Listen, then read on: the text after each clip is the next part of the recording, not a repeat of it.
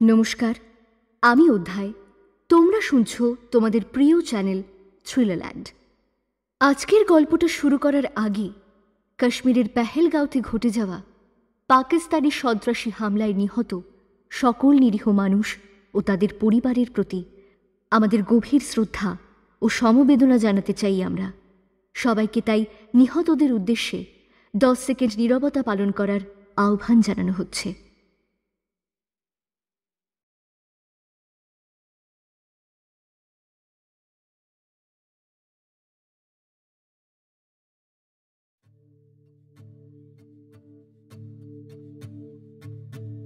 আমাদের প্রতিবেশী শত্রু দেশের সরকার এবং তাদের গুপ্ত সংস্থা ISI সরাসরি মদত দেয় নানান আতঙ্কবাদী সংগঠনদের। শুধু তাই নয়, সেই দেশের সাধারণ মানুষের মন অবধি বিষিয়ে দেয় উস্কানিমূলক প্রোপাগান্ডা ছড়িয়ে এবং আমাদের দেশের শত্রু করে তোলে। তারা বলীয় হয় তাদের মৌলবাদী উগ্রবাদী সরকারের নিজ চক্রান্তে। টিম থ্রিলারল্যান্ড হয়তো খুবই ছোট একটা পরিবার, আমাদের গলার স্বর হয়তো তাদের কান অবধি পৌঁছবেই না, তবু আমরা জোর গলায় সেই দেশের সেই সব উগ্রবাদী হিংস্র পশুদের বিরুদ্ধে প্রতিবাদ জানাবো। আশা করি আমাদের প্রায় 2,20,000 চিৎকার একসময় সেই শয়তানদের সিংহাসন টলিয়ে দেবে। এই আশা রেখেই আজকের গল্প শুরু করলাম। আমাদের আজকের গল্প শুধুই একটা স্পাই থ্রিলার নয়, এই গল্প আমাদের প্রতিবাদের ভাষা। আমাদের প্রতিবাদ সেই অন্ধকারের বিরুদ্ধে যারা আমাদের সমাজকে ক্রমাগত তছনছ করে দিতে চায়। কিন্তু কারা তারা? কেমনভাবে অপারেট করে এইসব জঙ্গি সংগঠন? কেন তারা বারবার আঘাত হানে শুধুমাত্র ভারতে? আমাদের আজকের নিবেদন অভিক অর্জুন দত্তর উপন্যাস অপারেশন জান্নাতে তাদের সমস্ত কীর্তিকলাপ কোনো রকম ধামাচাপা ছাড়াই তুলে ধরা হয়েছে।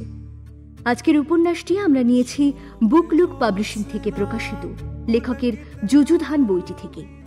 বইটি সংগ্রহ করার লিংক রইল ডেসক্রিপশন বক্স ও প্রিন্ট কমেন্টে। তাহলে শুরু করা যাক অভিক অর্জুন দত্তর লেখা উপন্যাস অপারেশন জান্নাতের প্রথম পর্ব।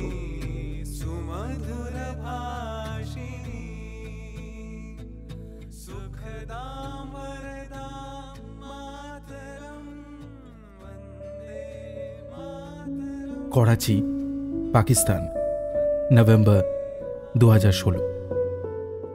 জীবনের প্রথম চাকরি আরিফের স্বপ্নের মতো লাগছিল। অফিস থেকে দেওয়া ফ্ল্যাট থেকে বেরিয়ে অটোতে জিন্না রোডে পৌঁছে তাদের অফিসের বড় বিল্ডিংটার সামনে গিয়ে যখন দাঁড়ালো, মনে মনে আল্লাহকে অনেক ধন্যবাদ দিল। আম্মি ফোনে অনেক দোয়া করেছেন তার জন্য। বারবার আল্লাহকে মনে মনে ডেকে আরিফ অফিসের ভিতর প্রবেশ করল। জয়নিংয়ে বেশি ঝামেলা হলো না। সার্টিফিকেট ইত্যাদি আগেই দেওয়া ছিল। এথিক্যাল হ্যাকিং নিয়ে তার প্রজেক্টের ইন্টারভিউ বোর্ডে খুব প্রশংসা করা হয়েছিল। তাকে তার অফিসের বায়োমেট্রিক এন্ট্রিতে রেজিস্টার করানো হলো। প্রজেক্ট লিডার ইউনুস স্যার প্রচুর মোটিভেশনাল স্পিচ দিলেন এবং অবশেষে তাকে একটা কিউবিকল দেওয়া হলো। আরিফ এতদিন টিভিতে দেখে এসেছে, স্বপ্ন দেখেছে তার নিজস্ব একটা কিউবিকল হবে। ইউনুস স্যার এসে তার কাছে দাঁড়িয়ে বললেন, don't have to worry today. যা ইচ্ছা করো আজ, কাল থেকে কাজ শুরু করব ইনশাল্লাহ। আরিফ ইউনুস স্যারকে শুক্রিয়া জানিয়ে পিসি অন করল। অফিসের বাকি সবাই সিরিয়াস মুখে কাজ করছে। সে কি করবে বুঝতে না পেরে একবার নিজের মেল চেক করল। সেরকম কিছুই মেসেজ আসেনি। গাদাখানেক স্প্যাম এসেছে। তার বেশিরভাগই মিডল ইস্ট কান্ট্রিগুলোতে চাকরি করবার আহ্বান। এগুলো বেশিরভাগ ফেক কোম্পানি। পাকিস্তানে এরকম অনেক কোম্পানি আছে যারা মিডল ইস্টে নিয়ে যাওয়ার নাম করে সিকিউরিটি মানি নিয়ে পালিয়ে যায়। আরিফের চাচাতো ভাই জামিলের সঙ্গেই হয়েছিল। বেচারার অনেক ক্ষতি হয়ে গিয়েছিল। পাগলের মতো হয়ে গেছিল জামিল। বাথরুমে যাওয়ার সময়গুলো তাদের ফ্লোরে কে কে আছে একবার চোখ বুলিয়ে নেয় আরিফ। সবাই খুব গম্ভীর মুখে কাজ করছে। শুধু একজনকে দেখে একটু অবাক হলো সে। ভদ্রলোক সারাদিন ডেস্কে মাথা রেখে ঘুমিয়ে গেলেন। তাকে বস থেকে শুরু করে কেউ কিচ্ছু বলল না। লাঞ্চ আওয়ারে তার সঙ্গে একে একে পরিচয় হলো সাকিল, জায়ান, সুজানের। ক্যান্টিনে সবাই কফি আর স্যান্ডউইচ খাচ্ছিল। আরিফ দেখল ডেস্কে শুয়ে থাকা ভদ্রলোকও এলেন। কফি নিয়ে একটা টেবিলে গম্ভীর হয়ে বসলেন। আরিফকে সেদিকে তাকিয়ে থাকতে দেখে জায়ান বলল, ওদিকে দেখো না জানাব, তুমি আমাদের মধ্যেই কনসেন্ট্রেট করো। কেন, কি প্রবলেম? আরিফের প্রশ্নে জায়ান চুপ করে গেল। শাকিল জায়ানকে বলল, আরে আজ ইন্ডিয়ার এগেনস্টে ম্যাচ আছে না, বাবার আজম জেতাতে পারবে আজ? হ্যাঁ, আরিফ বুঝল শাকিল কথাটা ঘুরিয়ে দিতে চাইছে। সে আর এই নিয়ে কিছু কথা বলল না, তবে তার কৌতূহল বেড়ে গেল। বিকেল 5টা বাজলে ইউনুস স্যার এসে তাকে বললেন, আরিফ, ইউ মে গো নাও। কাল থেকে টাইমে এসো। আজ একটু হালকা ছিল, তবে কাল থেকে কিন্তু হেক্টিক হবে life. Be prepared for that, okay? Sure sir. সবাই কাজে ব্যস্ত ছিল। আরিফ একটু সংকোচ নিয়েই বেরোলো অফিস থেকে। বেরিয়ে একটা শ্বাস ছাড়ল।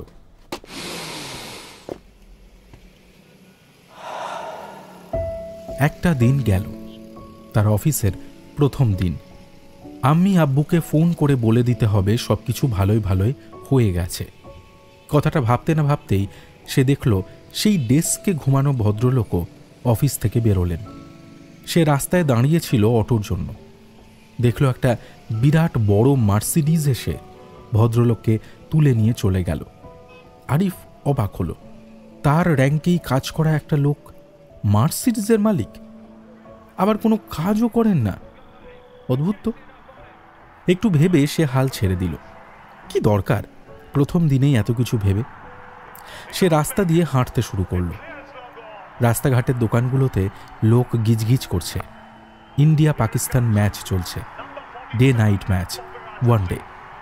আবুধাবিতে খেলা হচ্ছে। আরিফ দাঁড়িয়ে দেখল ইন্ডিয়া ব্যাট করছে। কোহলি সেঞ্চুরি করল। আরিফ দীর্ঘশ্বাস ফেলল। এককালে সে খুব ক্রিকেট ভক্ত ছিল। ইদানিং ক্রিকেট থেকে মন উঠে যাচ্ছে। ওয়াকার ইউনুস, ইমরান খান, ওয়াসিম আকরম, সৈয়দ আনোয়ার, ইনজামামের পরের প্রজন্ম আজকাল ইন্ডিয়ার সঙ্গে জিততে ভুলে যাচ্ছে। তার উপর বেটিং কেলেঙ্কারিতে টিম জর্জরিত। সে খেলা দেখবে না মনস্থ করে এগোতে গিয়ে দেখল কোহলি আউট হয়ে গেছে। সবাই খুব লাফাচ্ছে। আরিফ দাঁড়িয়ে পড়ল।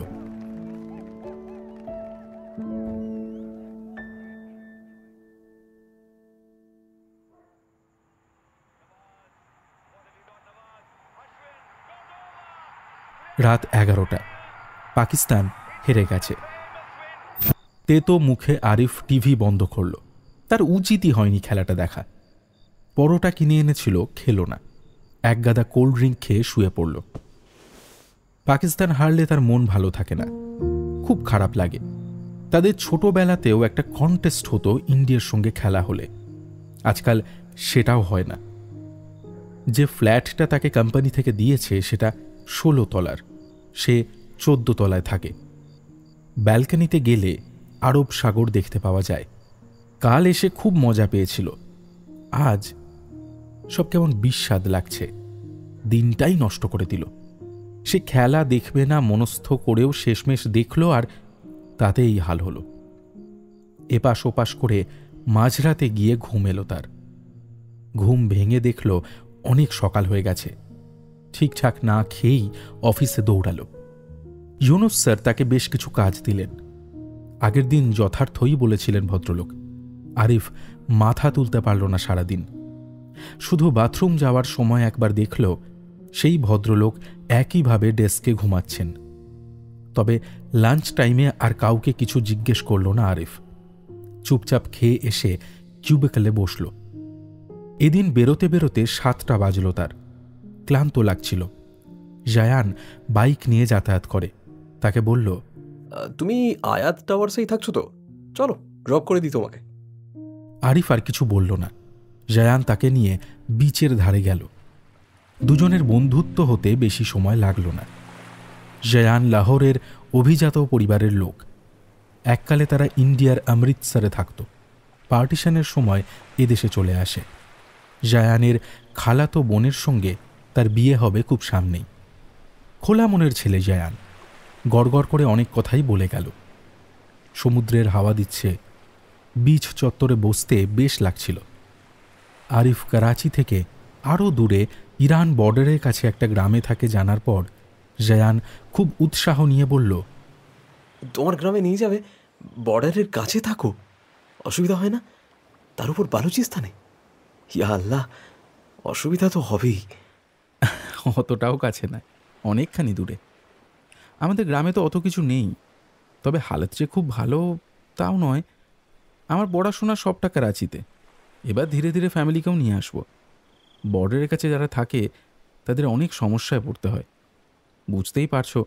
সীমান্তবর্তী এলাকায় অনেক সমস্যার মধ্যে দিয়ে যাই। মিলিট্যান্টস নিয়েও অনেক সমস্যা আছে ওদিকে, ঝামেলা লেগেই থাকে সারা বছর। হ্যাঁ, সে তো ঠিকই। লাহোর সেদিক দিয়ে অনেক ভালো, তবে কে জানে ইন্ডিয়ার সঙ্গে ওয়ার সিচুয়েশন হলে কতখানি সেফ থাকবো। আচ্ছা, আমাকে একটা কথা বলবে জায়ান? দেখো, তুমি আমাকে সব কথা জিজ্ঞেস করতে পারো, কিন্তু কোনোদিন বেগ সাহেবের ব্যাপারে জানতে চাইবে না। আমিও একবার ইউনুস স্যারের কাছে ওর ব্যাপারে জানতে চাই ভীষণ বকা খেয়েছিলাম। আমাদের ওপর ইনস্ট্রাকশনই আছে, বেগ সাহেবের ব্যাপারে যেন কেউ কিছু জানতে না চাই। ঠিক আছে, আমি তোমার কাছে আর কিছু জানতে চাইব না। শুধু একটা ব্যাপার দেখেই অবাক লাগলো, উনি কত টাকা স্যালারি পান যে মার্সিডিজ চড়ে অফিস যাতায়াত করেন? আর যদি ঘুমাবেনই তাহলে অফিস আসেন কেন? এতই যদি পাওয়ারফুল লোক হন তাহলে সরাসরি বাড়ি থেকেই ডিউটি করতে পারেন তো। আরে প্লিজ ভুলে যাও না, ট্রাই টু ইগনোর হিম। তোমার কপাল ভালো, তুমি আজ বা গতকাল ইউনুস স্যারের কাছে কিছু জানতে চাওনি বেগের ব্যাপারে। আমি এখনও সেই ঝাড়টা ভুলতে পারিনি। Please leave it. আচ্ছা, কাজু খাবে? হ্যাঁ, দাও। অফিসে ঢুকে আরিফ একটু অবাক হয়ে গেল। বেগ সাহেবের সিটটা ফাঁকা। ইউনুস স্যার ডাকলেন, আরিফ, একবার এদিকে এসো তো, এক গাদা কাজ আছে। আর শোনো, আমার কেবিনে এসো একবার। আরিফ নিজের কিউবিকল ব্যাগ রেখে ইউনুস স্যারের চেম্বারে গেল। ইউনুস স্যার তাকে বললেন, অফিস থেকে তোমাকে 2 সপ্তাহের জন্য একটা ট্রেনিংয়ে পাঠানো হবে ইসলামাবাদ। যদিও তোমার একাডেমিক বেশ ভালো, তবু একটা অন জব ট্রেনিং তোমার হবে। জি জানাব। কোনো প্রবলেম নেই তো? না জানাব। কবে যেতে হবে? আমি তোমাকে ডেটটা আজ বিকেলের মধ্যেই জানিয়ে দেব।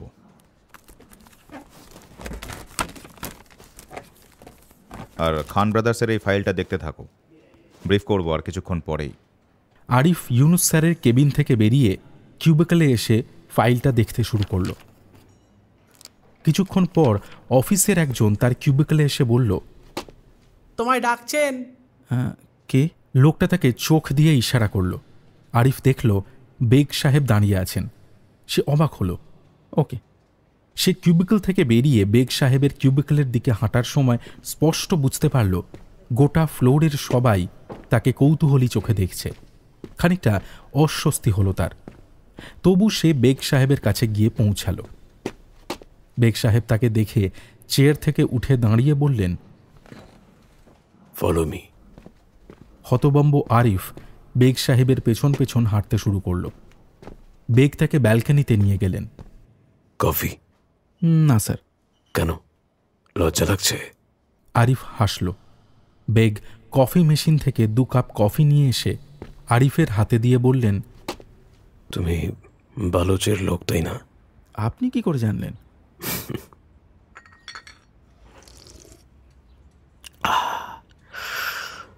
গ্রামে যাও না কতদিন হলো?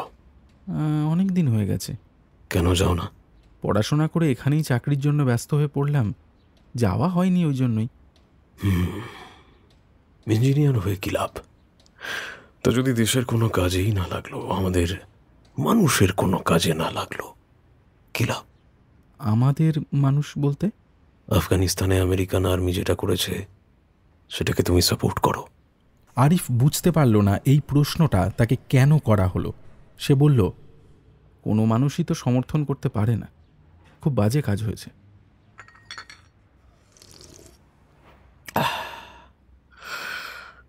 যাও, আর কিছু বলার নেই।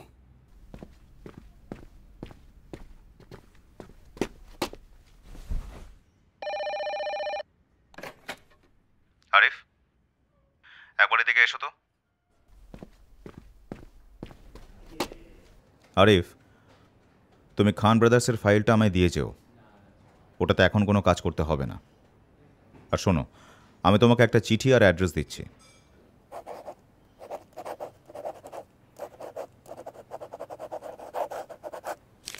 পরশু থেকে ইসলামাবাদে তোমার ট্রেনিং আছে, চলে যেও। চাইলে এখনই অফিস থেকে বেরিয়ে পড়তে পারো। পজিটিভলি কাল রাতের মধ্যেই ইসলামাবাদ পৌঁছে যেও। ক্লিয়ার? Okay sir.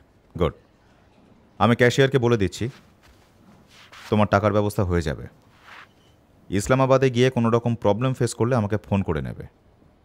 ওকে? Okay sir.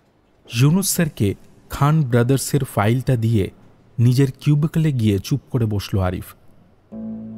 কি হলো কিছুই বুঝতে পারল না। বাকিটা সবাই তার দিকে কেমন করে তাকাচ্ছে। দ্বিতীয় দিন এক গাদা কাজ করালো, তৃতীয় দিন কাজ না করিয়ে বলছে ইসলামাবাদ যেতে হবে। বেগ সাহেবের অদ্ভুত সব কথা আরিফের কিছুই মাথায় ঢুকল না। জায়ানের দিকে তাকালো, জায়ান যেন তাকে চিনলই না। গম্ভীর মুখে কাজ করতে লাগল। ক্যাশিয়ার এসে ডেকে নিয়ে গিয়ে তাকে বেশ কিছু টাকা দিল। আরিফ জিজ্ঞেস করল যে তাকে কোথাও সই করতে হবে কিনা। ক্যাশিয়ার মাথা নেড়ে জানিয়ে দিল কোথাও সইয়ের প্রয়োজন নেই। আরিফ আর কিছু জিজ্ঞেস না করে লাঞ্চের আগেই অফিস থেকে বেরিয়ে স্টেশনে পৌঁছালো। করাচি থেকে সৈয়দ ফার্স্ট এক্সপ্রেস রাত 11টায় ছাড়ে। পরের দিন বিকেল 4টেয় রাওয়ালপিন্ডি পৌঁছায়। সেখান থেকে ইসলামাবাদ 1 ঘন্টার রাস্তা। সন্ধ্যের আগেই ইসলামাবাদ পৌঁছে যাওয়া যাবে।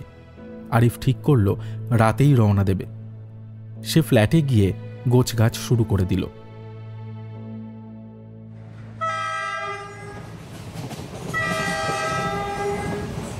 কুপে বুক করা ছিল আরিফের।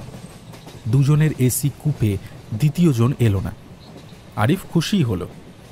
চিরকাল ট্রেনের জেনারেল কামরায় যাতায়াত করেছে সে। অফিস থেকে কুপের টাকা দেবে দেখে আনন্দ পেয়েছে। বিছানা করে ঘুমিয়ে পড়ল সে। ঘুম ভাঙল যখন তখন ভোর হয়েছে। ট্রেন তীব্র গতিতে ছুটছে। কাঁচের জানলা দিয়ে বাইরের দিকে তাকালো আরিফ। রুক্ষ চারপাশ, গাছপালার চিহ্নমাত্র নেই। ভালো কোনো দৃশ্যও নেই। বাথরুম সেরে প্যান্ট্রির দিকে এগোলো সে। ব্রেকফাস্ট পাওয়া যাচ্ছে। নিজের জন্য ব্রেড আর জ্যাম নিয়ে কূপে ফিরে এসে বসল। আম্মি আব্বুর সঙ্গে ট্রেনে ওঠার আগে কথা হয়েছে। দুজনেই ভীষণ খুশি। আব্বু একবার ইসলামাবাদ গেছিল। বলে দিল যে করাচির মতো ইসলামাবাদেও প্রচুর চোর আছে। বড় শহর মানেই চোর ছ্যাঁচোরের শহর। সাবধানে যেন থাকে আরিফ। আরিফ নিজের মনেই হাসল। আব্বু আম্মির কাছে সে কোনো দিন বড় হবে না, ছোটই থাকবে। ট্রেন জানিওয়ালা স্টেশনে দাঁড়ালো কিছুক্ষণের জন্য। আরিফ ট্রেন থেকে নেমে হাঁটাহাঁটি করল, জল নিল। ট্রেনে উঠে নিজের কূপে গিয়ে দেখল এক মাঝবয়সী ভদ্রলোক বসেছেন। লম্বা সৌম্য চেহারা, মুখে কাঁচা পাকা দাড়ি। আরিফকে আসতে দেখে ভদ্রলোক জিজ্ঞেস করলেন, সালাম আলাইকুম, রাওয়ালপিন্ডি যাবেন? হ্যাঁ, আপনার এখান থেকে বুকিং? হ্যাঁ, রাওয়ালপিন্ডিতে অনেক কাজ আছে, গাড়ির বিজনেস আছে। আপনি? আমি আইটি সেক্টরে আছি, ট্রেনিংয়ের জন্য ইসলামাবাদ যাচ্ছি। ভদ্রলোক বকবক করতে করতে আরিফের মাথা খারাপ করে দিলেন। আরিফ ঘুমানোর ভান করলে তারপরে ঠান্ডা হলেন। দুপুরে আরিফ বিরিয়ানি খেল। ট্রেনের বিরিয়ানি অত ভালো লাগলো না, তবু ঝাঁকুনিতে খিদে পেয়ে যায়। সামনের ভদ্রলোক টিফিন নিয়ে এসেছিলেন। এক গাদা খেয়ে নাক ডাকতে শুরু করলেন। আরিফের হাসি পেল। দুপুর 3টে গড়িয়েছে। ট্রেন রাইট টাইমেই আছে, আর কিছুক্ষণ পরেই রাওয়ালপিন্ডি পৌঁছে যাবে। খানিকটা নার্ভাস লাগছিল। ইসলামাবাদ একেবারে নতুন শহর তার কাছে, তার উপর দেশের রাজধানী। খুব স্মার্ট হবে এখানকার মানুষজন, তাই না? চোখ বুজে সে বসে রইল কিছুক্ষণ। জোরে জোরে শ্বাস নিয়ে ছাড়তে লাগল। আব্বু শিখিয়েছিলেন, যখনই টেনশন হবে একটু শ্বাস নিয়ে অনেকক্ষণ ধরে সেটা ছাড়লে অনেকটা টেনশন মুক্ত থাকা যায়। কিছুক্ষণ এই প্রক্রিয়া মেনে চলে আরিফ দেখল খানিকটা ভালো লাগছে। সে নামার জন্য প্রস্তুত হল। রাওয়ালপিন্ডিতেই তো যাত্রা শেষ হবে না, সেখান থেকে আবার ইসলামাবাদের পথে রওনা দিতে হবে। আরিফ ঠিকানাটা মোবাইলে লিখে নিয়েছিল। একবার ভাবল সামনের ভদ্রলোককে ঘুম থেকে তুলে জিজ্ঞেস করবে জায়গাটা কোথায়। পরক্ষণেই সিদ্ধান্ত পাল্টালো। এ লোক বড্ড বেশি কথা বলে, একবার শুরু করলে বাকি পথটুকুও কানের পোকা নাড়িয়ে দেবে। সে ঠিক করলো স্টেশনে নেমে ট্যাক্সি করে নেবে। সন্ধ্যের আগে ইসলামাবাদে পৌঁছাতে পারলেই ভালো। অচেনা অজানা শহর রাতের অন্ধকারে আরও ভয়ানক হয়ে যায়। একটা রাতের তো ব্যাপার, রাতটা ইসলামাবাদের কোনো হোটেলে কাটিয়ে দিয়ে পরের দিন ট্রেনিংয়ে ঠিক সময় পৌঁছাতে পারলেই হবে। ট্রেন রাওয়ালপিন্ডি স্টেশনে ঢুকছে। সামনে ভদ্রলোককে ঠেলে তুলতে হলো। ভদ্রলোকের ঘুম কিছুতেই ভাঙছিল না। ঘুম ভাঙতেই ধর্মর করে উঠে আরিফের হাতে একটা কার্ড দিয়ে বললেন, কোনো অসুবিধা হলে আমাকে ফোন করবেন জনাব। শুক্রিয়া। কার্ডটা পকেটে রাখল। রাওয়ালপিন্ডি স্টেশনে খুব একটা ভিড় নেই। তার সঙ্গী ভদ্রলোক স্টেশনে নেমে হনহন করে হাওয়া হয়ে গেলেন। আরিফকে একটু পরিশ্রম করতে হলো। স্টেশনে বাইরে প্রচুর ট্যাক্সি, এক একজন এক এক ভাড়া বলছে। নতুন শহরে আরিফ একটু থতমত খেয়ে একটা ট্যাক্সিতে উঠে বসল। ড্রাইভার কিশোর কুমারের গান চালিয়ে দিল। আরিফ চুপ করে শুনতে লাগল। হোক ভারতীয়, কিশোর কুমার আর মোহাম্মদ রফির গান তার বড্ড ভালো লাগে।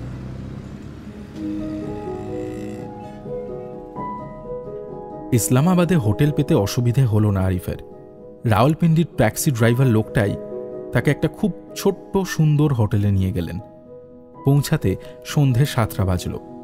বাজারের মধ্যে হোটেল, গম গম করছে চারিদিক। আরিফ কিছু একটা খেয়ে বড় শপিং মলে ঢুকল। ঝাঁ চকচকে শপিং মল।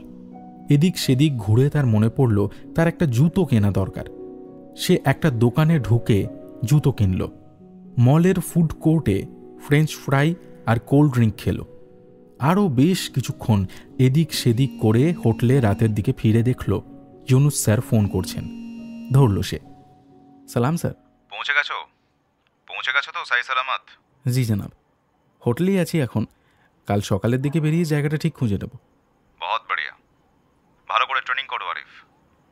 আমাদের অফিসের অনেক নওজওয়ানের মধ্যে থেকে তোমাকে পছন্দ করা হয়েছে, মানে তোমার মধ্যে পটেনশিয়াল আছে বলেই করা হয়েছে। নিশ্চয়ই বুঝতে পারছো। অনেক শুক্রিয়া জনাব। I shall try my best. You should. Training ভালো হলে কিন্তু অ্যাব্রডেও পাঠানো হয়, জানো তো? জি জনাব, ইন্টারভিউয়ের সময় সেরকম শুনেছিলাম। আপনাকে অনেক শুক্রিয়া। সাবধানে থাকো।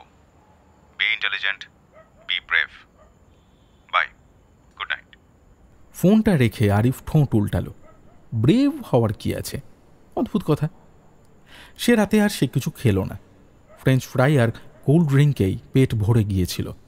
ঘুমিয়ে পড়ল সে। রাতে ভালো ঘুম হলো। অপরিচিত জায়গায় ঘুমাতে তার কোনো কালেই সমস্যা হয় না। এক ঘুমে রাত কাবার হয়ে গেল।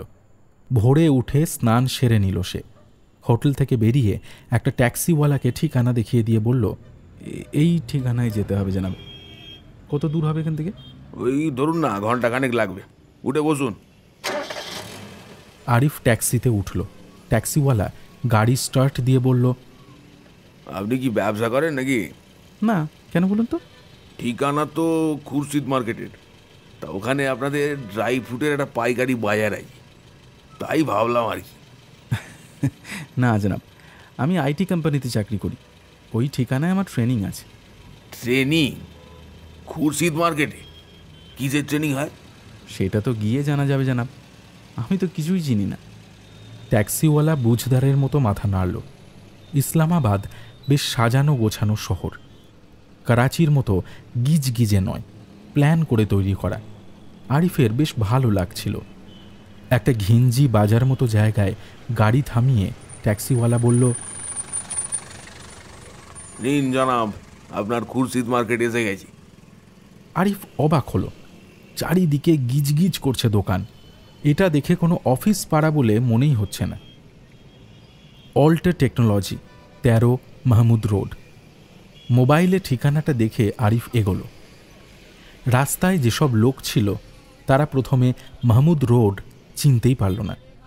5-6 জনকে জিজ্ঞেস করার পর অবশেষে একজন দেখালো একটা সরু ঘিঞ্জি গলি।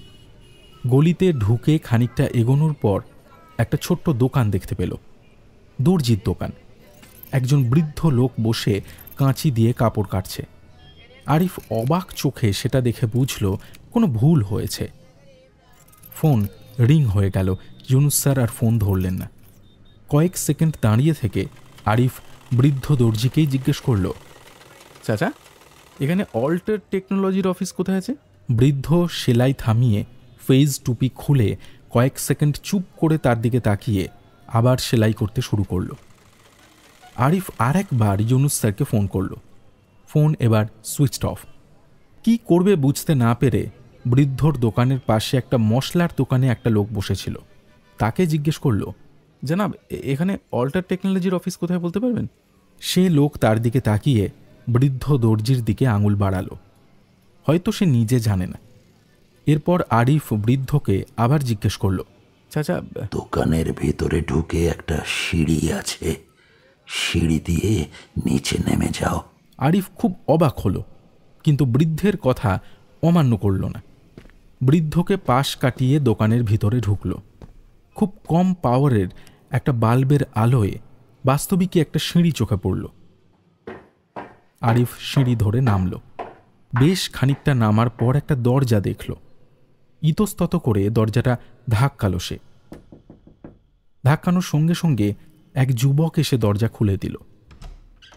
ছোট্ট একটা অফিস, 10-12টা কম্পিউটার আছে। সবাই চুপচাপ বসে কাজ করছে। এসি চলছে। তাদের করাচির অফিসের সঙ্গে এই অফিসটাকে আরিফ মেলাতে পারল না। করাচির জিন্না রোডের ওপর অত বড় অফিস যাদের, তাদের কেন এই রকম জায়গায় ট্রেনিং করতে পাঠানো হবে? ছেলেটা তার দিকে একবার তাকিয়ে বলল, হ্যাঁ বলুন। আমি ট্রেনিংয়ের জন্য এসেছি। আরিফ, ইউনুস পাঠিয়েছেন। আরিফ ঘাড় নাড়ল।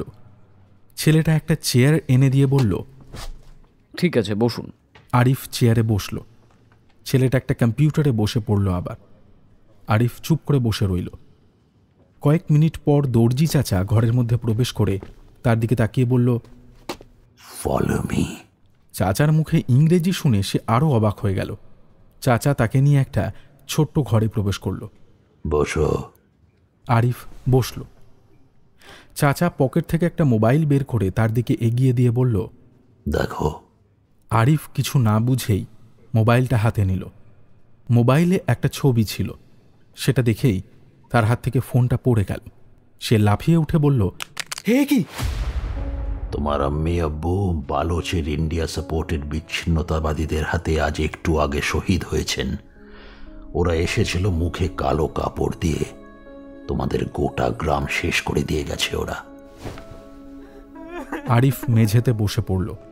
পরক্ষণেই ফোন বের করে বাড়িতে ফোন করল। আব্বু আম্মি দুজনের ফোনই সুইচ অফ বলছে। সে দু হাতে মুখ ঢেকে কান্নায় ভেঙে পড়ল। চাচা চুপ করে চেয়ারে বসে থাকল। কয়েক মিনিট পর সে সামলে উঠে চাচাকে বলল, আপনি কি করে জানলেন? এত দূরে এখানে খবর এলো কি করে? আমি এই অফিসে কি করছি? আল্লাহ খবর দেন তার অনুসরণকারীদের। আমার জানার ছিল, আমি জানতে পেরেছি। ওরা আমাদের দেশটাকে শেষ করে দিচ্ছে।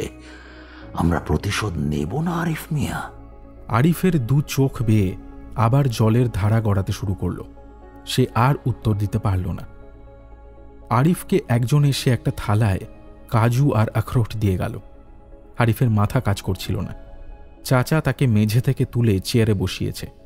নিজেকে সামলাতে আধ ঘন্টা লাগলো তার। এই পুরোটা সময় চাচা আরিফের সামনে বসেছিল। কান্না থামলে আরিফ বলল, আমাকে আজকেই বাড়ি যেতে হবে। আপনি পারলে আমার অফিসে জানিয়ে দেবেন। আবু আম্মিকে আমি শেষ দেখা দেখতে চাই। তোমাদের গ্রাম এখন বিদ্রোহীদের দখলে। ওখানে যাওয়া মানে নিজের মৃত্যু ডেকে আনা। একজনকেও ছাড়ছে না ওরা। দেখা মাত্র গুলি করছে। আমাদের সেনাও ওখানে ঢুকতে পারেনি। তাহলে আমি কি করব? বদলা নিতে চাও না?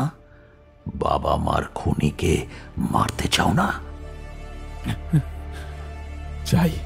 প্রতি বছর বালুচিস্তানের প্রতিটা অঞ্চলে এইসব টেররিস্টরা একটার পর একটা গ্রামে হামলা করে, মসজিদে বিস্ফোরণ ঘটায়। এমনি এমনি হয় বলে তোমার মনে হয়? এদের পিছনে আছে ইন্ডিয়ানদের হাত। একইভাবে ওরা আমাদের ভাইদের উপর অত্যাচার করে চলেছে কাশ্মীরে। আমাদের মানুষেরা মার খেয়ে মরছে ওখানেও। আমরা যদি এদের শাস্তি না দিতে পারি তাহলে আয়নায় নিজের মুখ দেখা উচিত না আমাদের। আমি ইউনুস স্যারের সঙ্গে কথা বলতে চাই। আমি জানি না আমি এখানে কি করে এলাম, এত বড় একটা ঘটনা কি করে ঘটলো আমার সঙ্গে। আমার অফিসে ইনফর্ম করা উচিত।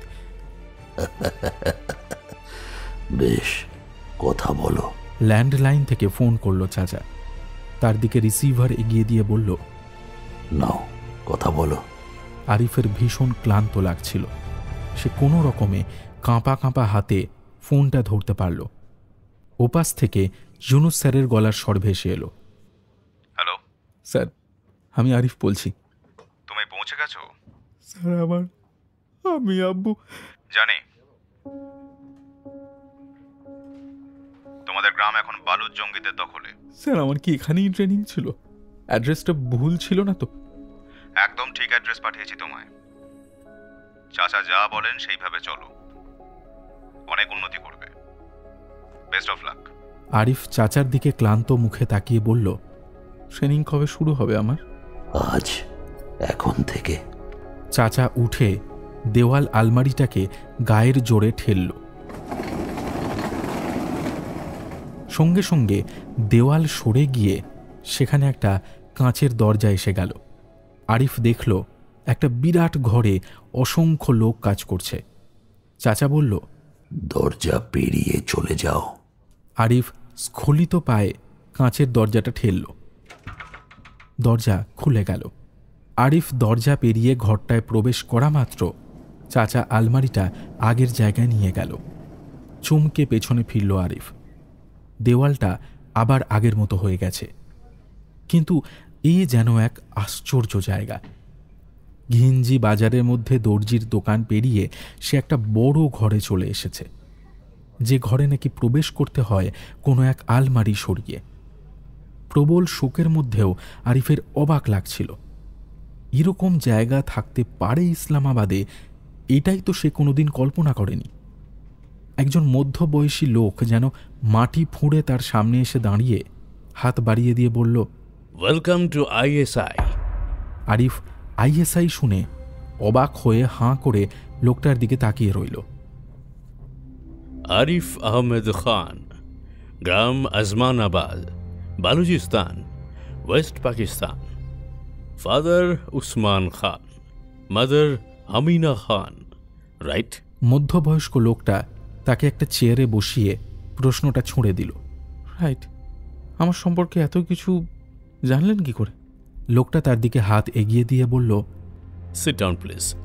আপনারা এত কিছু জানেন আমার সম্পর্কে, আর আমার গ্রামটাকে বাঁচাতে পারলেন না, আর আমি বা এখানে কেন এলাম?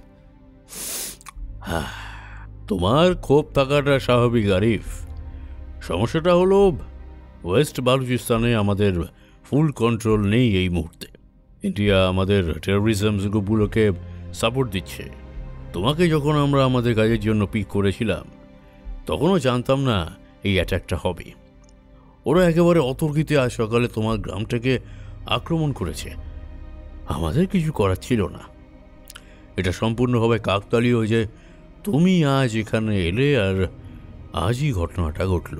মানে আমাকে পিক করেছেন? মানে কবে পিক করলেন? কেন পিক করলেন? আমি কেন আপনাদের হয়ে কাজ করব? যেদিন করাচিতে ইন্টারভিউ দিয়েছিলে সেদিনই আমরা পিক করেছি তোমাকে। ওখানে অনেকেই ছিল, কিন্তু আমাদের তোমাকে দরকার। We need you in Kashmir Arif. Kashmir মানে? ব্রেকফাস্টটা করে নাও, তারপরে বুঝিয়ে সব বলছি। আমার পক্ষে এখন কিছু খাওয়া সম্ভব না স্যার, আর এই মুহূর্তে আমি একেবারেই বিধ্বস্ত। আমাকে ছেড়ে দিন, আমি বাড়ি যেতে চাই। তোমাকে মঈনুদ্দিন বলেনি তোমাদের এলাকা এখন পুরোপুরি বালুচ টেররিস্টের দখলে? আরিফ মাথা নিচু করল। মিরান আবার বলল, আমাদের দেশটাকে ওরা বিভিন্নভাবে কনস্পিরেসি করে শেষ করে দিচ্ছে। সর্বত্র আমাদের পাকিস্তানি সেনারা পিছিয়ে পড়ছে। দিনের পর দিন আমাদের মা বোনেদের কাশ্মীরের ইন্ডিয়ান আর্মি রেপ করছে। ভাইদের বিনা বাক্যে কুকুরের মতো গুলি করে মারছে। তোমার নিজের আম্মি আব্বু, যারা তোমাকে এত কষ্ট করে এত আদর করে বড় করলেন, তাদের প্রতি তোমার কোনো কর্তব্য নেই? তোমার প্রতিশোধ নেওয়ার কোনো ইচ্ছা জাগছে না? আমার এই সকাল থেকে বিশ্বাস হচ্ছে না স্যার, কিছুতেই বিশ্বাস করতে পারছি না আমার ফ্যামিলির ওপর দিয়ে এত বড় একটা ডিজাস্টার হয়ে গেছে। যে গ্রামে আমি জন্মেছি, যে গ্রামে আমি বড় হয়েছি, সেখানে আজ এই অবস্থা। আমার বাবা মা। আরিফ কেঁদে ফেলল। মিরান আরিফের কাঁধ চাপড়ে ল্যাপটপটা আরিফের দিকে ঘুরিয়ে দিয়ে বলল, কিছুক্ষণ আগে তোমাদের গ্রাম থেকে এই ছবিগুলো পেয়েছি, using drone camera. Just watch. Please আর দেখাবেন না, এত রক্ত আমি দেখতে পারছি না। স্বাভাবিক, কোনো সুস্থ মানুষ এই দৃশ্য দেখতে ভয় পাবে, কিন্তু আমাদের ভয় পেলে তো চলবে না। We have duties to do, revenge to take. ওদের এত সহজে ছেড়ে দেব আমরা? এটা হতে পারে? বেশ, তাহলে আমাদের গ্রামের সেনা পাঠাবেন, আমাকে আর্মস দিন, আমিও যেতে চাই। এই তো স্ফুলিঙ্গটা এসেছে। That's the spirit. হ্যাঁ আরিফ, তোমাকে আর্মস দেওয়া হবে, কিন্তু তোমার গ্রামে যাওয়ার জন্য নয়। তোমাকে একটা আরো কঠিন মিশনে পাঠাবো আমরা, দেশের কাছে পাঠাবো। তোমাকে শ্রীনগর যেতে হবে। সে তো ইন্ডিয়ায়, কি করে যাব? সে দায়িত্ব আমার উপরেই ছেড়ে দাও। আপাতত একটা কথা বলো, আর ইউ রেডি? আপনি শিওর আমি কাজটা পারবো? 200% শিওর। এই কাজটা তুমিই পারবে। কি করতে হবে আমাকে? ইয়েস, হা, bravo. Let's have breakfast together, তারপর সব জানাচ্ছি। নিজের ধর্মের মানুষদের কথা কখনো ভেবেছো আরিফ? তারা এক একটা দেশে কত কষ্ট করে বেঁচে থাকছে, সেটা জানলে তোমার রক্ত গরম হয় না? আরিফকে খেতে দেওয়া হয়েছে বাখরখানি। আরিফের গলা শুকিয়ে আসছিল, একটু খেয়েই রেখে দিয়েছে সে। মিরানের প্রশ্নটা শুনে সে বলল, খারাপ লাগে ঠিকই, কিন্তু এর বেশি কোনোদিন ভেবে দেখিনি। আমাদের দেশের এটাই সমস্যা, সবাইকে দেশের কাছে ইন্সপায়ার করার দরকার পড়ে। আমরা জেনেও না জানার ভাব করে বসে থাকি। এই মুহূর্তে ভারতের হাত থেকে কাশ্মীরের আজাদি পাওয়াটা আমাদের সব থেকে বড় চ্যালেঞ্জ। দিনের পর দিন আমরা তোমাকে হোয়াটসঅ্যাপে মেসেজ করেছি, তুমি পাওনি? হ্যাঁ, বিভিন্ন ভিডিও এসেছে আননোন নাম্বার থেকে, আমি আননোন নাম্বার দেখে সেগুলো আর খুলিনি। ঠিক আছে, দেখোনি, বেশ করেছো। আচ্ছা, যাই হোক, তুমি হোটেলে চেক আউট করে এসেছো? না জানাব। ওকে, আমি লোক পাঠিয়ে দিচ্ছি, তোমার রুমে যা আছে সব নিয়ে চলে আসবে। তুমি আজ থেকে আমাদের সঙ্গে থাকবে। আমাকে কাশ্মীরে পাঠানো হবে কবে? আরে অধৈর্য হতে হবে না, ঠিক পাঠাবো তোমাকে। কি করতে হবে আমাকে? ওরা তোমার ঘর জ্বালিয়েছে, গ্রাম জ্বালিয়েছে, বাবা মাকে নিষ্ঠুরভাবে খুন করেছে। তোমার কি মনে হয় আমাদের ইন্ডিয়াতে কি করা উচিত? আরিফ উত্তর দিতে পারল না, মিরানের দিকে তাকিয়ে থাকল। মিরান বলল, তোমাকে জানাবো কি করব, আপাতত রেস্ট করো। একটা ছোট্ট অপারেশন করতে একটা ছোট্ট টিম যাবে। এই স্কোয়াডে তোমাকে একজন ইঞ্জিনিয়ার হিসেবেই পাঠানো হবে, তবে তোমাকে সেলফ ডিফেন্স তো করতেই হবে। তার জন্য রিভলভার আর লাইট মেশিন গান চালানো শিখিয়ে দেওয়ার ব্যবস্থা আমি করছি। আরিফ মিরানের দিকে কয়েক সেকেন্ড তাকিয়ে বলল, আমাকে একটা কথা বলবেন? কি কথা? এটা কি সুইসাইড মিশন? ঠিক নেই। কেন? নিজের ধর্মের জন্য নিজের কুরবানি দিতে তোমার আপত্তি আছে? আমি জানি না আমি পারবো কিনা। Then you have to try to survive. তুমি যদি পারো ফিরে এসো, আমি সে ব্যবস্থা করে নেব। Our nation needs you Arif. এটা কোনো টেররিস্ট অর্গানাইজেশন নয়। আইএসআই আমাদের দেশের সংস্থা, আমাদের গর্ব। Be proud to be a part of it. আমার আব্বু আম্মি বেঁচে থাকলে আমি অত ভাবতাম না জানাব। আমার মাথা কাজ করছে না ছবিগুলো দেখার পর থেকে। তাহলে সেটাকে তোমার উইকনেস না বানিয়ে স্ট্রেংথ বানাও। যারা তোমার নিজের লোকেদের মেরেছে তাদের শেষ করে দেবার শপথ নাও। We have to do it. Okay, I shall do it. That's like a good Pakistani. Let's meet your partners. Miran ইন্টারকামের ফোনটা তুলে বলল, লেট দেম কাম। 3 জন মিরানের চেম্বারে ঢুকল। একজন লম্বা মতো ফর্সা। মিরান পরিচয় করালো। Mate Rajak. He is one of the best sharpshooters in Pakistan. একজন ছটফটে ছোটখাটো মানুষ। মিরান এবার দ্বিতীয় এবং তৃতীয় জনকে দেখিয়ে বলল, He is Amir. He is a lieutenant in Pakistan Army. And last but not the least, she is Aisha from Lahore, your team leader. Aisha, say hi to Arif. Hello Arif. Arif হাসতে চেষ্টা করল কিন্তু পারল না। কিছুক্ষণ আগে মঈনুদ্দিন চাচার থেকে তোমার ঘটনাটা শুনলাম Arif. I am very sorry for you. আমার নাম আয়েশা মির্জা। মিরান আয়েশাকে নির্দেশ দিয়েছে আরিফের দেখাশোনা করার। আয়েশা আরিফকে নিয়ে একটা ঘরে এসে বসেছে। ছোট ঘর, একটা টেবিলে ল্যাপটপ খোলা। আরিফকে চেয়ারে বসানো হয়েছে। আরিফের মেয়েদের সামনে একটা জড়তা আসে। তার বিশ্বাস হচ্ছিল না যে আইএসআই ইন্ডিয়াতে মিশনে যাবে, তার টিম লিডার হবে একজন মেয়ে। আয়েশা সুন্দরী, জিন্স আর টি শার্ট পরে আছে। আয়েশা আরিফের প্রশ্নটা যেন ধরে ফেলল। আরিফের দিকে তাকিয়ে সে বলল, আমি born and brought up in Delhi. আমি একজন কাশ্মীরি মেয়ে। এই মিশনে আমার এক্সপিরিয়েন্স কাজে লাগবে। তোমরা কেউই কাশ্মীরকে চেনো না আমার মতো। আমি যতটা ভালো করে চিনি, কাশ্মীরকে কেউ সেভাবে চেনে না। তুমি পাকিস্তানে এলে কি করে? আমার ভাই ইন্ডিয়ান ফৌজের এগেনস্টে একটা অহিংস মুভমেন্টের নেতৃত্ব দিচ্ছিল। ওরা আমার ভাইকে মাঝরাতে বাড়ি থেকে তুলে নিয়ে গুলি করে মারে। আমি তখন দিল্লি ইউনিভার্সিটিতে পড়াশোনা করি। আমাকে কলেজ থেকেও বিনা কারণে বের করে দেওয়া হয়। হিন্দুত্ববাদীরা আমার মুখে কালি মাখিয়ে দেয়। I didn't have any other choice. Sorry to hear that. এখন সরি বলার সময় না Arif. Let them pay by their own coin. শেষ করে দিতে হবে ওদের। হ্যাঁ, আমাকে কি করতে হবে? আমাদের ইন্ডিয়ান আইডেন্টিটি তৈরি করা হচ্ছে। কালকের মধ্যে হয়ে যাবে। পরশুদিন we are going to enter India. পরশু? ইয়েস, আজ রাতেই জানিয়ে দিচ্ছি আমরা কি করে ইন্ডিয়ায় এন্ট্রি নেব। Okay. Take rest, you need to take rest. আমি বুঝতে পারছি। I just need my parents. আমি আর কিছু চাই না। মন শক্ত করো আরিফ। আমাদের প্রতিশোধ নিতেই হবে। এত সহজে ওদের আমরা ছেড়ে দিতে পারি না। বারবার ওরা জিতে যাবে, এটা আমরা অ্যালাউ করবো বলো? আমার একটা প্রশ্নই বারবার মাথার মধ্যে আসছে। আমার আব্বু, আম্মি, আমার চাচা, এরা সবাই খুব নিরীহ মানুষ। এরা কোনো দিন কারোর ক্ষতি করেনি। এদের মেরে এরা কি প্রমাণ করতে চায়? ওরা আমাদের হারাতে চায়। সবখানে ওরা আমাদের হারাতে চায়। আমরা কাশ্মীরিরা পাকিস্তান সরকারের কাছে কৃতজ্ঞ। তারা আমাদের কথা ভেবেছে। আমি পাকিস্তান সরকারকে এই সাহায্যের পরিবর্তে আমার কৃতজ্ঞতা জানাতে চাই। পাকিস্তান সরকার নিজের ঘর বাঁচাতে পারছে না, আমাদের গ্রাম বালুচুদ্দস্যুরা দখল করে নিচ্ছে, কেন কিছু করতে পারছে না? Give them some time Arif. তারাও মানুষ।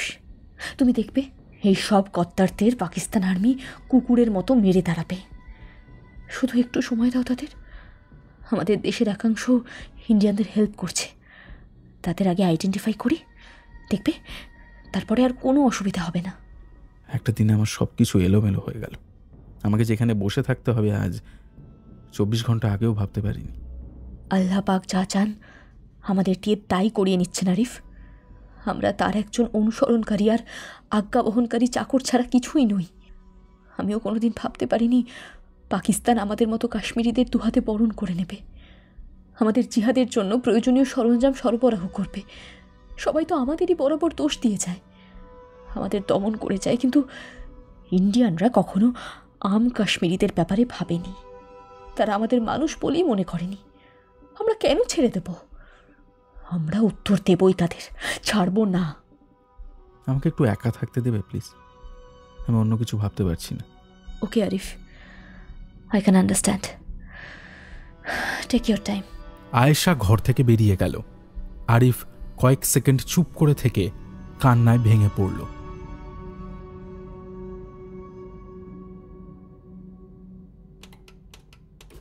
টিম মিটিং হচ্ছে। আয়েশা কাশ্মীরের ম্যাপ প্রজেক্টরে দেখিয়ে বলল, আমরা কাল কাশ্মীর যাচ্ছি। কাশ্মীর মিন্স আজাদ কাশ্মীর। মুজফ্ফরবাদে গিয়ে আমরা ওয়েট করব। পরশু গ্রিন সিগন্যাল পেলে we shall enter India from Gulmarg area. Gulmarg? Are you crazy? ওখানে সব থেকে বেশি ইন্ডিয়ান আর্মি থাকে। আমি যখন প্ল্যানটা করছি তখন আমাকে বিশ্বাস করতে হবে, তাই না আমির? তুমি লিডার হলে তুমি যা বলবে সেটাই ফলো করতাম। আমির গম্ভীর হয়ে গেল। আয়েশা বলল, গুলমার্গ সাইট থেকে এন্ট্রি নেওয়া এখন সব থেকে সহজ হবে। ইন্ডিয়া এখন গুলমার্গ থেকে কিছু সেনা কমিয়ে কার্গিল সেক্টরে ট্রান্সফার করিয়েছে। এই ইনফরমেশনটা আমি কাল রাতে পেয়েছি। তখনই মিরান স্যারকে বলে গুলমার্গ গেটওয়ে ঠিক করেছি। আমাদের শুধু সঠিক সময়ের অপেক্ষা করতে হবে। আরেকটা কথা, ওখানে স্থানীয় কাশ্মীরিরাই আমাদের শেল্টার দেবে। Excuse me gentleman. আয়েশা ঘর থেকে বেরোলো। আমির, রাজ্জাক আর আরিফের দিকে তাকিয়ে বলল, ISI প্রজেক্ট নাকি জানানা লিড করবে।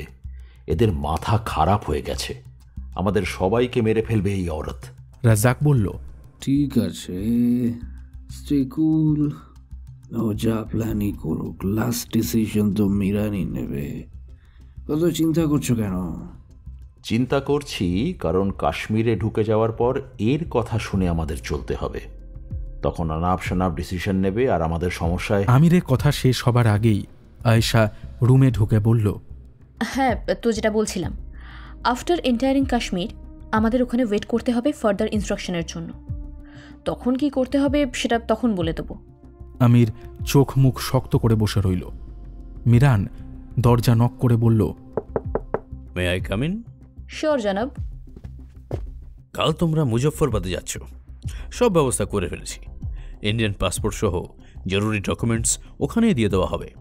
আমার শুধু একটা কথাই বলার, আমির, রাজ্জাক আর আরিফ, তোমাদের প্লিজ রিলাই অন আয়েশা। ওর পোটেনশিয়ালিটি আছে বলেই ওকে আমরা টিমটাকে লিড করতে বলছি। Try to understand. সব বুঝলাম, কিন্তু আমরা why Gulmarg? Because Ayesha decided. Am I clear? দেখো আমির, আয়েশা কাশ্মীরের মেয়ে, গোটা জায়গাটাকে হাতের তালুর মতো চেনে। তুমি যদি ওকে বিশ্বাস না করো তাহলে কিন্তু সমস্যায় পড়বে। আর তুমি যদি মিশন থেকে বেরিয়ে যেতে চাও, বেরিয়ে যেতেই পারো। সেক্ষেত্রে কি ডিসিপ্লিনারি অ্যাকশন নেওয়া হবে সেটা আমরা ঠিক করব। This is not Laskar or Hizbul, mind it. This is ISI। আমরা কি করব, কেন করব সেটা আমরা ঠিক করব। আমাদের এসকেপ প্ল্যান কি থাকবে? উনি তো কাশ্মীরি, উনি থেকে যাবেন, আমরা ফিরব কি করে? আরে আমি তো আছি, আমি না থাকলে ISI তো আছেই। আর কাশ্মীর থেকে পাকিস্তান কন্ট্যাক্ট করা কি খুব কঠিন কাজ? এই মিশনটা কাশ্মীরে হবে। মিশন শেষে তোমরা ফিরে আসবে। And if Ayesha wants to come in Pakistan, she is always welcome here. আমি আয়েশাকে এই মিশনের নাম দেওয়ার প্রস্তাব করছি। অপারেশন জান্নাত কেসা হোগা স্যার? অপারেশন জান্নাত? আমরা কি করতে যাচ্ছি জানতে পেরেছি? আয়েশা জানে অপারেশনটা কোথায় হবে, বাকিটা ওকে জানানো হবে তোমরা পৌঁছবে। ও তখন তোমাদের জানিয়ে দেবে। And Ayesha, that's a cool name, go ahead. By the way Ayesha, জি জনাব। প্রাইম মিনিস্টার তোমাদের উইশ করেছেন, বেস্ট অফ লাক। শুক্রিয়া জনাব, বহুত বহুত শুক্রিয়া। Best of luck team, we will win for sure. Miran ঘর থেকে বেরোলে আয়েশা বলল, রাজ্জাক, প্লিজ আরিফকে এবার আর্মস ট্রেনিংটা দিয়ে দাও, just for self defence. Razzak উঠল। আরিফও। আমির থমথমে মুখে বসে রইল।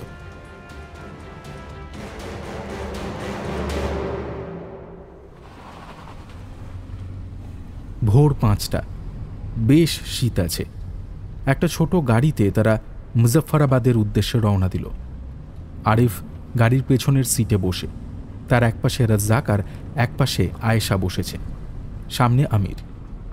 রাজ্জাকের কাছে গত রাত্রে রিভলভার চালানো শিখেছে আরিফ। অস্ত্রটা ধরতে গিয়ে তার শরীরটা কেঁপে উঠছিল। তার মনে হচ্ছিল এই একটা অস্ত্র তার বাড়িঘর, শৈশব, কৈশোর সব শেষ করে দিল। প্রথম দিকে হাত কাঁপছিল তার, ধীরে ধীরে আয়ত্তে এলো। যদিও বুলসাই ভেদ করতে একবারও সে পারেনি, তবু রাজ্জাক তার কাঁধ চাপড়ে দিয়েছে, বলেছে সে একজন ফাস্ট লার্নার। পাহাড়ি রাস্তা বেয়ে গাড়ি উঠছে। ভোরের আলোয় প্রকৃতি অদ্ভুত সুন্দর লাগছে। আরিফ মুগ্ধ হয়ে বাইরের দিকে তাকিয়ে রইল। রাজ্জাক গাড়িতে উঠেই ঘুমিয়ে পড়েছিল। আয়েশা তার দিকে তাকিয়ে বলল, ভয় লাগছে আরিফ? সেসব অনুভূতি কাজ করছে না। স্বাভাবিক, বাট দে ডিজার্ভ ইট। আমরা ওদের ছেড়ে কথা বলবো না। যদি আমরা ওদের বাগে পাই তো।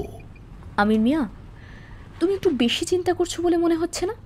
আল্লাহ পাক জান দিয়েছেন, কোনো জানানার নির্বুদ্ধিতায় সেটা যেন চলে না যায়, আপাতত সেটাই প্রাথমিক লক্ষ্য জীবনে। আয়েশা চুপ করে গেল। আমির ড্রাইভারকে গান চালাতে বলল। ড্রাইভার গাড়ির মিউজিক সিস্টেমে বলিউডের গান চালালো। আমির সেই গানের সঙ্গে গলা মেলাতে লাগল। 2 ঘন্টা পরে চেকপোস্টে পুলিশ গাড়ি আটকালো। ড্রাইভার আইডি দেখাতে সঙ্গে সঙ্গে তাদের স্যালিউট করে ছেড়ে দেওয়া হলো।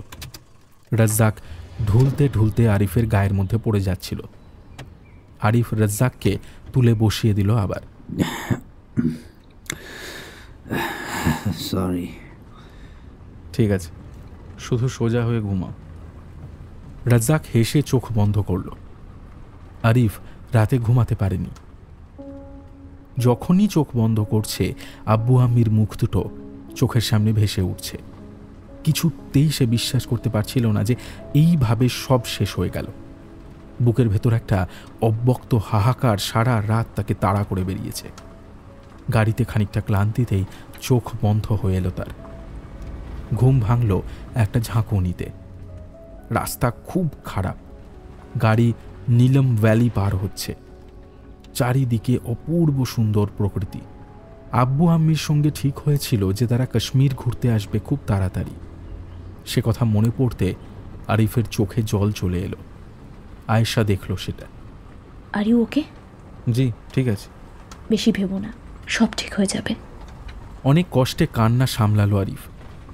স্থানীয় কাশ্মীরিদের দেখা যাচ্ছে রাস্তায়। আমির বলল, 2 মাস পরে এলাম, আবার আর একটা মিশন। আরেকটা মিশন মানে? এর আগে কোন মিশনে এসেছিলে? নতুন ছেলে কখনো কোনো আর্মি ম্যানকে তাদের মিশনের ব্যাপারে জানতে চাইবে না। These are top secret. তুমিও কোনোদিন কাউকে বলবে না। ক্লিয়ার? ক্লিয়ার। আমির গাড়িতে চলা বলিউডি গানের সুরে শীষ দিতে শুরু করল। কিছুক্ষণ পর তারা মুজফ্ফরাবাদে প্রবেশ করল। একটা ছোট্ট তালাবন্ধ বাড়িতে তাদের গাড়িটা নামিয়ে দিয়ে চলে গেল। আয়েশা পকেট থেকে চাবি বের করে দরজা খুলল। বাড়িটা পরিষ্কার। আমির বলল, আমি ঘুমোতে চললাম, রাতে ঘুম হয়নি, কোনো দরকার হলে ডেকে নিও। সে চলে গেল।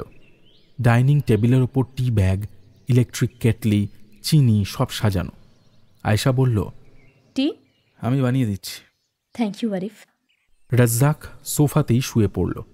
তার ঘুম সম্পূর্ণ হয়নি বোঝা গেল। দুপুরে খেয়ে দিয়ে আয়েশা বলল, আমি রেস্ট করছি। মিরান সাহেব বলেছেন আমান বলে একজন আসবে, তখন আমাকে ডেকে দিও। আরিফ ঘাড় নাড়ল। রাজ্জাক সোফাতেই ঘুমাচ্ছিল। আমিরও আর একটা ঘর দখল করে নিয়েছে। আরিফ দেখল তার ফোন বাজছে। গতকাল থেকে একবারও তার ফোন বাজেনি। এখন দেখল একটা আননোন নাম্বার থেকে ফোন এসেছে। ধরল সে। হ্যালো। হ্যালো আরিফ, আমি জায়ান বলছি। বলো। আরে ভাই, তুমি কোথায় চলে গেলে? বাড়ি গেছো নাকি? অফিস আসছো না কেন? আরিফ কিছু একটা বলতে যাচ্ছিল, হঠাৎ রাজ্জাক সোফা থেকে উঠে এসে তার ফোনটা নিয়ে সুইচ অফ করে দিয়ে আরিফের হাতে ধরিয়ে দিয়ে বলল, দেখি ওরা তোমাকে বলতে ভুলে গেছে হয়তো। No phone calls. সিমটা ফেলে দাও। সরি, আমি বুঝিনি। আমাকে মিরান সাহেবও কিছু বলেননি এই ব্যাপারে। তুমি একেবারে নতুন, ওর মাথায় আসেনি বা বলতে ভুলে গিয়েছে। Leave it. যেগুলো কালকে শিখিয়েছিলাম মনে আছে তো? মনে আছে। হ্যাঁ, একটা জিনিস শেখায়নি, সব সময় খেয়াল রাখবে শত্রুপক্ষের উপর কোনো দয়া নয়। যারা তোমার ঘর পুড়িয়েছে তোমার কাজ হবে তাদের পোড়ানো। ক্লিয়ার? ক্লিয়ার। রাজ্জাক আবার গিয়ে শুয়ে পড়ল। আরিফ ফোনটার দিকে তাকালো। তার জায়ানের সঙ্গে কথা বলার ইচ্ছে হচ্ছিল। জায়ানরা কত ভালো আছে, অফিস করছে, বিয়ে করবে, সংসার করবে, আর তার সঙ্গেই এত সব কিছু হতে হলো।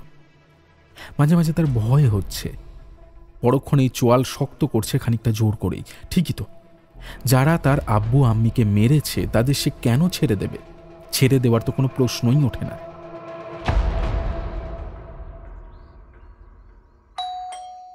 বিকেল 5টার দিকে কলিং বেল বেজে উঠল।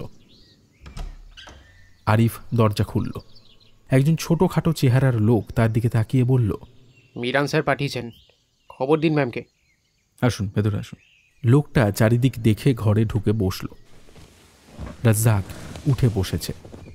আরিফ আয়েশার ঘরের দরজা নক করল, আমিরেরও।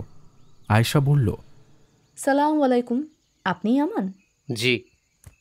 ব্রিফ কেসটা সোফায় তুলে সেটা খুলল আমান। ভেতর থেকে 4টে মানি ব্যাগ বের করে বলল, এগুলো প্রত্যেকটা আপনাদের জন্য প্রয়োজনীয় ইন্ডিয়ান কারেন্সি, আর সাথে একটা করে ইন্ডিয়ান আই কার্ডও আছে। টাকার দরকার তো পড়বেই। আপনাদের সবাইকে ভারতীয় ব্যাংকের একটা করে এটিএম কার্ড দেওয়া হয়েছে, তবে হ্যাঁ, প্রয়োজন ছাড়া কিন্তু কার্ড ইউজ করবেন না। প্রয়োজন মানে খুবই প্রয়োজন, কারণ এটিএম মেশিনে তো সিসিটিভি বসানো থাকে। আশা করি বুঝতেই পারছেন যে কেন বললাম। আমরা কবে ঢুকছি? কালকে ভোর 4টে গাড়ি এসে তুলে নিয়ে যাবে বর্ডারের কাছে। আমাদের কাজ হবে গুলমার্গের রোপওয়ে সাইডে গোলাগুলি শুরু করা, আর এর ফলে ওরা অনেকটা ডিস্ট্র্যাক্ট হয়ে যাবে। আপনারা সেই ফাঁকে পয়েন্ট 4 থেকে কাশ্মীরে এন্ট্রি নেবেন। এখান থেকে কিন্তু কোনো আর্মস বা লাগেজ নিয়ে যাওয়া যাবে না, আশা করি সেটা আপনারা জানেনই। ওপারে আপনাদের জন্য সব রকম ব্যবস্থাই থাকবে, একেবারেই চিন্তার কিছু নেই। হ্যাঁ, আই ক্লিয়ার? অনেক শুক্রিয়া আমান। এর মধ্যে মরে যাই যদি?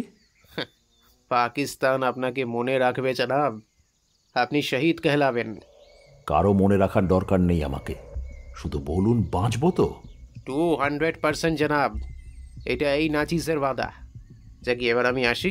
হ্যাঁ, best of luck for tomorrow. যেমন ঝড়ের মতো এসেছিল তেমনি ঝড়ের মতো চলে গেল আমান।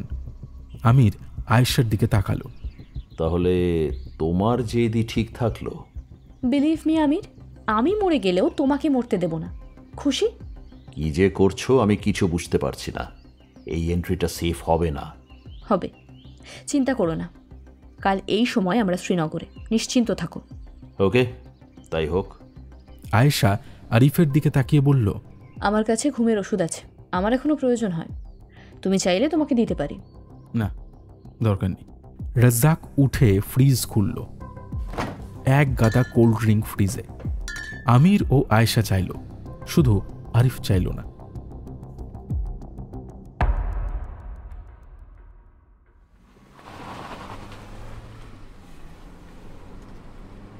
ওসামাকে যেদিন অ্যাবোটাবাদে মারলো সেদিন আমি মুজাফফরাবাদেই ছিলাম। আমির বলল কথাটা।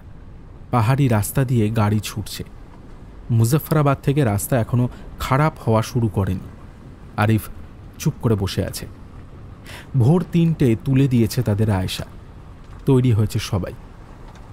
আই কার্ডের ব্যাগ ছাড়া আর কারোর কাছে কিচ্ছু নেই। ড্রাইভার পাকিস্তানি আর্মির লোক, স্বল্পভাষী। সারা দিন পাহাড়ি রাস্তা দিয়ে গাড়ি চলবে।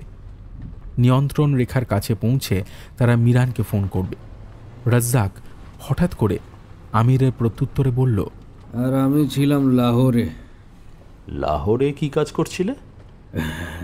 ইজাজ খানকে মারতে গিয়েছিলাম। ও আল্লাহ, ওই পলিটিশিয়ানকে তুমি মেরেছিলে 200 মিটার দূরের বিল্ডিং থেকে? That famous murder. Ijaz Khan যে ইন্ডিয়ান স্পাই ছিল সেটা অনেক পরে জানা যায়। মিরাজ স্যার জানতেন অনেক আগে। He just ordered and I delivered. Simple transaction. তখন আমি কন্ট্রাক্ট কিলার ছিলাম।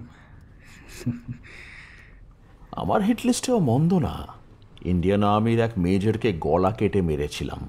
বেচারা নাকি ভুল করে নিয়ন্ত্রণ রেখা পেরিয়েছিল। অ্যান্ড ইউ ম্যাডাম, তোমার এরকম কোনো অ্যাচিভমেন্ট? না, কিছু নেই। বাহ, কিছু নেই? আর তুমি আমাদের লিডার হয়ে গেলে। আমার অ্যাচিভমেন্টটা ঠিক এমন হবে, এতদিন কিছু না করার কষ্ট সুদে আসলে উঠে আসবে। ওকে?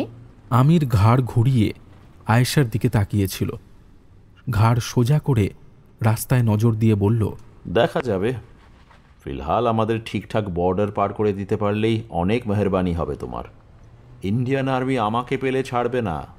They won't spare any trespassers. Not only you, friend. তা তো ঠিকই। মাঝখান দিয়ে বেচারা আরিফ মিয়া ফেঁসে গেল। দিব্যি কারাচিতে হোয়াইট কলার জব করছিল। মিরান সাহেব কেন যে ওকে জুতে দিলেন আমাদের সঙ্গে, আল্লাহই জানেন। সব চিন্তাই তুমি করে দেবে? কেন আমাকে টিম লিডার করা হলো, কেন আরিফকে আনা হলো মিশনে, সব চিন্তাই তুমি করবে আমির? মিরান স্যারের জন্য তো কিছু রাখো। জি হ্যাঁ, তাই হোক। আমি বেশি ভেবে ফেলছি। দেশকে একটু বেশি ভালোবাসে কিনা ও তুমি কি করে বুঝবে? তুমি তো পাকিস্তানিই নও। পাকিস্তানিরাই শুধু দেশকে ভালোবাসে বুঝি? আর যারা নিজের মাতৃভূমির জন্য নিজের জীবনকে পণ করে লড়াই করে, তারা কিছুই না। তোমরা থামো তো। আর আমির, প্লিজ, আমি ঘুমোতে চাই। ঘুমোতে দাও আমাকে। আজ রাতে কিসের মুখোমুখি হতে হবে কিছুই জানি না। So please spare me. Ayesha চুপ করে গেল। আমির গজগজ করতে লাগল। আরিফ দেখল রাস্তার পাশ দিয়ে অপূর্ব সুন্দর এক খরস্রোতা নদী বয়ে চলেছে। আকাশ নীল, পাহাড়ে বরফ পড়া শুরু হয়েছে। প্রকৃতি এখানে অকৃপণ। তার মনে হলো করাচিতে থাকলে সে এতক্ষণে টোস্ট তৈরি করে ডিমের অমলেট দিয়ে খেয়ে অফিসের জন্য দৌড়াত। সারা দিন ধরে অফিসের কাজ করে ফিরে বাড়িতে একবার ফোন করত। আব্বু আম্মির মুখটা মনে পড়ে গেল আরিফের। কত আশা ছিল আব্বু আম্মির। তার করাচির ফ্ল্যাটে দুজনে চলে আসবে, ছেলের বিয়ে দেবে, নাতি নাতনি ঘরে লাফালাফি করবে। অনেক কষ্টে চোখের জল সামলালো আরিফ। রাজ্জাক ঘুমিয়ে পড়েছে। আয়েশা বলল, ইন্ডিয়ায় আমাদের কোনো ফ্রিডম অফ স্পিচ নেই জানো আরিফ। কেউ কিছু বলতে পারবে না। আমরা যদি জল কিংবা বিদ্যুতের দাবিতে পথ অবরোধ করি, সঙ্গে সঙ্গে আর্মি এসে লাঠিচার্জ করে আমাদের তুলে নিয়ে যাবে। কাশ্মীরিদের ওরা মানুষ বলেই মনে করে না। We need a separate country. Amir কথাটা শুনে জোরে হেসে বলল, সেপারেট কান্ট্রি? আর মজা করো না। কাশ্মীরিরা দেশ চালাতে জানে নাকি? এত মার খেয়েও তারা সেই ইন্ডিয়ার ওপরেই ডিপেন্ডেন্ট। কাশ্মীরকে আজাদ রাখতে পাকিস্তানকে সব সময় অ্যাক্টিভ থাকতে হবে, নইলে ইন্ডিয়া ঠিক আবার কাশ্মীরকে কবজা করে নেবে। আমাদের কাউকে দরকার নেই। We know how to run a country.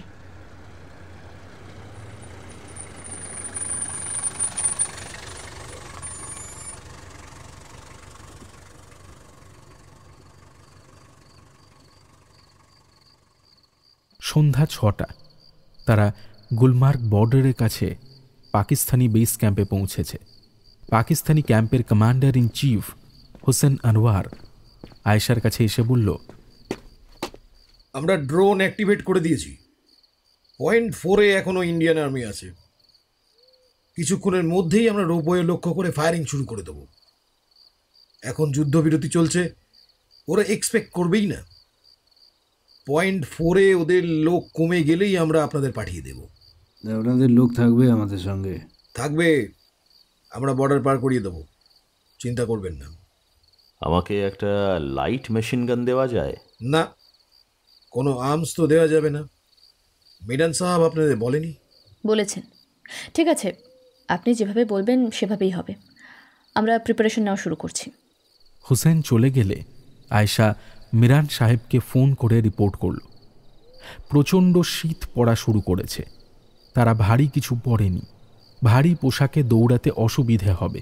আমির আর রাজ্জাক হাঁটু গেড়ে প্রার্থনা করতে বসল। আরিফ চোখ বন্ধ করল। সামনের সময় একেবারেই অনিশ্চিত। একই সঙ্গে তার মনে হলো, কি আর হবে, নিজের আব্বু আম্মুকেই তো ওরা মেরে ফেলেছে, তার বেঁচে থেকেই বা কি হবে। খানিকক্ষণ পরে ফায়ারিংয়ের শব্দ আসতে শুরু করলো। এপাশ থেকে ফায়ারিং হলো, ওপাশ থেকেও প্রত্যুত্তর আসতে লাগলো। হুসেন এসে বলল, চলুন, দ্য টাইম হ্যাজ কাম। চারজনকে তড়িৎ গতিতে বেস ক্যাম্প থেকে বের করে একটা জিপে বসানো হলো। গোলাগুলির শব্দের মধ্যে সে গাড়ি অন্ধকার ভেদ করে চলতে শুরু করলো। কিছুক্ষণ পরে এক জায়গায় গাড়ি থামল। সামনে একটা পাইন গাছের বন আছে, এখন ক্লিয়ার? দুটো বাংকার ইন্ডিয়ান আর্মি ছিল, আমরা গোলাগুলি শুরু করেই ওদের সাফ করে দিয়েছি। বাকিরা রোপওয়ে পয়েন্টে আছে। আপনারা খানিকটা যাওয়ার পর দেখবেন একটা গাড়ি দাঁড়িয়ে আছে, উতরাই আছে অনেকখানি, দেখবেন যেন পড়ে না যান। বন পেরিয়ে গেলে তারপর আর কোনো চিন্তা নেই। বর্ডারের তার কেটে দেওয়া হয়েছে, গো ফাস্ট। ম্যাক্সিমাম আধ ঘন্টার উইন্ডো পাবেন আপনারা। টর্চ দেওয়া হচ্ছে আপনাদের সঙ্গে, কিন্তু কোনোভাবেই, আই রিপিট, কোনোভাবেই টর্চ জ্বালবেন না। তারা দৌড় শুরু করলো অন্ধকার এবং গোলাগুলির শব্দের মধ্যে। আরিফের হাঁপ ধরছিল, আয়েশা তার হাত ধরল। আমির আর রাজ্জাক অভ্যস্ত পায়ে এগিয়ে চলল। পাহাড় থেকে নেমে চলা। আরিফের মনে হলো সে যেন খাদের মধ্যে এগিয়ে চলেছে। প্রবল গোলাগুলি শুরু হয়েছে কাছে পিঠে। খানিকটা যেতেই চোখে পড়ল পাহাড়ের গায়ে একটা ছোট বাংকার। আয়েশা কৌতূহল বশত টর্চ জ্বালতেই দেখল দুজন ভারতীয় সেনা রক্তাক্ত অবস্থায় পড়ে আছে। তড়িঘড়ি টর্চ বন্ধ করে দিল আয়েশা। হুসেনের কথাই ঠিক। বন পার হতেই একটা মারুতি গাড়ি দাঁড়িয়েছিল। তারা উঠে পড়তেই সে গাড়ি স্টার্ট নিল। আরিফের জোরে শ্বাস পড়ছিল। আয়েশা আরিফের হাত শক্ত করে ধরে বলল, we have made it, don't worry. Hussain সাহেব স্পষ্ট করে বলে দিয়েছিলেন টর্চ না জ্বালাতে, তুমি কেন জ্বালালে? আই এম সরি, হাত পড়ে গেছে। হাত পড়ে গেছে? এতক্ষণে শিওর ওরা ট্র্যাক করে নিয়েছে আমাদের। ড্রাইভার বলল, চিন্তা করবেন না, আমি আছি তো, আপনাদের সহি সালামত পৌঁছে দেব। আপনারা আই কার্ড রেডি রাখুন, আর সামনে চেকিং আছে। আচ্ছা, আপনারা ইন্ডিয়ান ট্যুরিস্ট, গোলাগুলি দেখে পালাচ্ছেন, বুঝতে পেরেছেন তো কি বলতে হবে? সবাই পকেট থেকে আই কার্ড বের করতে শুরু করলো। চেকপোস্টে দুজন সিআরপিএফ ছিল। গাড়ি থামিয়ে ড্রাইভারকে জিজ্ঞেস করল, কি হলো, এত রাত্রে কি ব্যাপার? স্যার, বর্ডারে গোলাগুলি শুরু হয়েছে। এরা ঘুরতে এসেছিলেন, গুলমার্গে ছিলেন স্যার হোটেলে। ফায়ারিং শুরু হতেই ভয় পেয়ে বললেন শ্রীনগরে যাবেন, তাই আই কার্ডগুলো দেখি সবার। ড্রাইভার আই কার্ড দিল। জওয়ানগুলো সেগুলো দেখে ফেরতে দিয়ে বলল, কাশ্মীর এলে একটু গোলাগুলি তো সইতে হবেই, দিল্লি থেকে এসছেন দেখছি। যাই হোক, যান, সাবধানে যান। ড্রাইভার সালাম দিল। গাড়ি চেকপোস্ট ছাড়তে হাঁপ ছাড়ল আয়েশা। আমির বলল, ইচ্ছে করছিল দুটোকে তোমার এই গরম মিশনের জন্য রেখে দাও, আর আমি কিন্তু সহি সালামত বর্ডার পার করিয়ে দিলাম। এখন তুমি কাশ্মীরে আছো, আশা করি আমার কথা শুনবে এবার। আমির চুপ করে গেল, আর কোনো কথা বলল না। বোঝা গেল সে বেশ রেগে গেছে। গুলমার্গের পাহাড় থেকে নেমে গাড়িটা বেশ খানিকটা পথ গিয়ে রাস্তার পাশের এক পোশাকের দোকানে গিয়ে দাঁড়ালো। কেমন গাইস, হাসান চাচার দোকানে এসে গেছি। আজ রাতে আমরা এখানেই থাকছি।